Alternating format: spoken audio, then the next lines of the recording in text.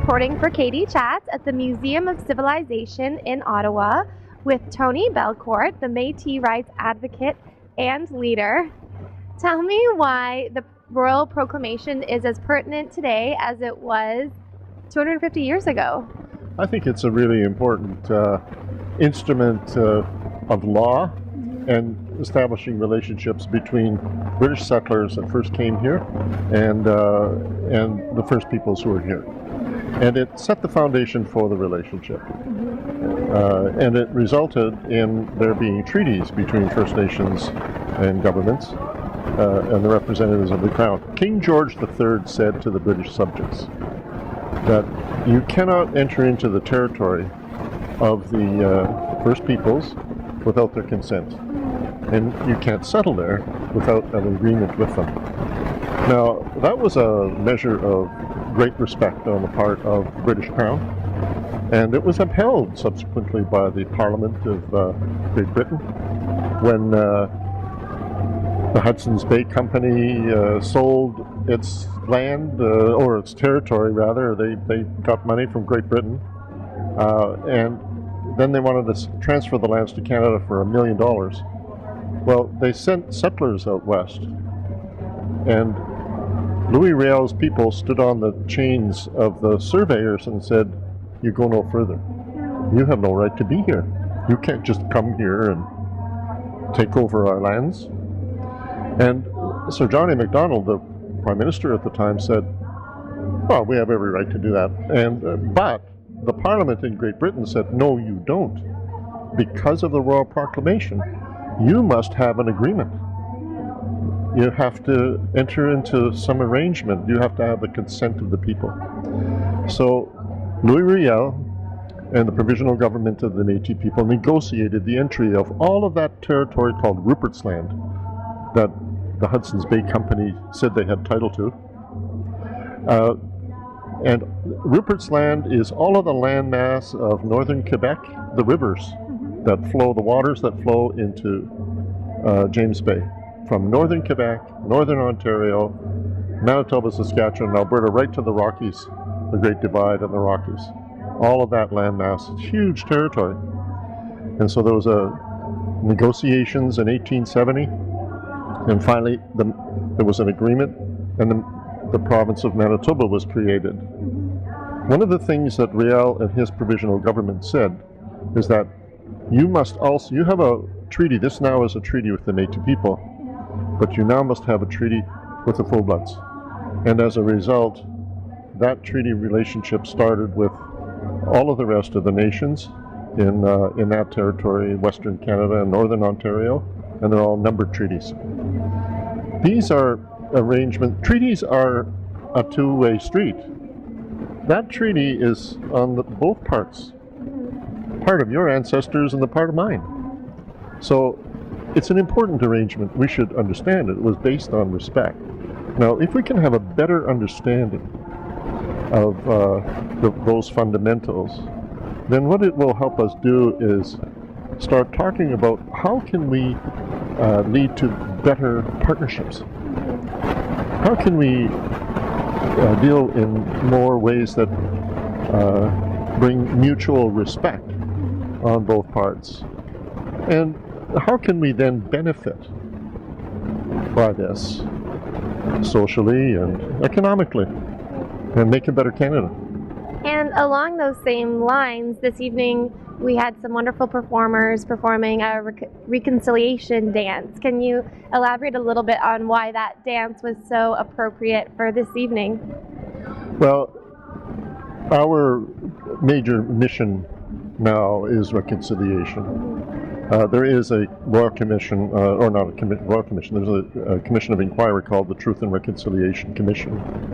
And looking into the issues surrounding the residential school legacy and that awful thing that was left behind by that. And what can we do about it? It's not just about the sorrow, which is really important, about what had happened to the people that had to go through that system and their families. But what can we do about it to change things, to make things better? So reconciliation is what we're all about. That's what we think the government of Canada as well is wants to be about, and we hope that Canadians are going to want to talk to us about. It's an important thing. It just means we live together in the same place.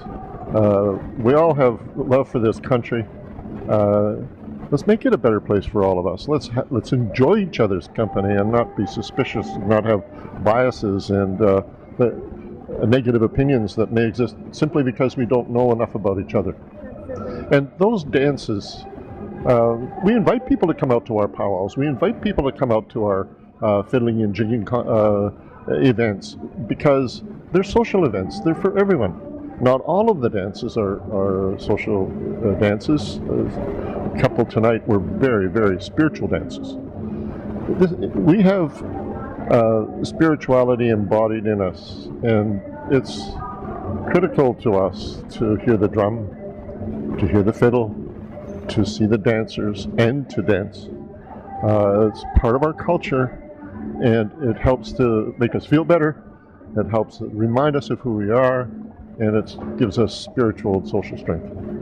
And in terms of the treaties, what is the importance of sharing treaties and teaching in our education system what they're all about? I think Manitoba and some provinces have really started this in a good way, but what is the importance of sort of continuing it in all of our provinces? Well, we have unwritten chapters of history. Mm-hmm. You just aren't taught about them in the schools. The school curriculum doesn't have it. It doesn't really tell the full story of what actually happened in terms of our history.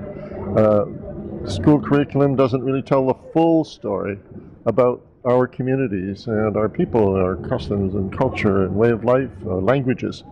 We believe that should be in Canada's school curriculum. After all, we are the first peoples. Mm-hmm. Absolutely. Yeah. And shifting gears a little bit, tell me a bit about your radio show.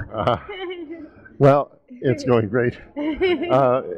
It's like anything else when you get into this media or of any kind. There's takes time to get comfortable about everything, and so I finally get comfortable about everything. But I'm not an engineer, right? I don't want to run the board. I just want to do my show. Well, I was in the studio all by myself, had my show, and I pre-record and play music, and the computer went down. Oh no! I had to go live. I'm a technological troglodyte when it comes to running the board. I didn't know how to get the thing to work, and was I on the air? Was I not? But I talked for about a half an hour. Mm-hmm. I wasn't able to get the machine going to play music anymore, but I talked about Métis music and history and all the rest of that, so I managed to get through it. But boy, oh boy, you sweat when you're live. And where is the best place to find out more information on you and your radio show, and also on Métis culture and what we can do to support the First Nations people online? Well, you can always go to my website, which is tonybelcourt.com. I podcast all my shows. They're on SoundCloud. Mm-hmm. You just go to SoundCloud and put in my name, Tony Belcourt. You're going to get it. I'm on Facebook. Mm-hmm. It's just Tony Belcourt, and Twitter at Belcourt43. And we have all kinds of wonderful websites.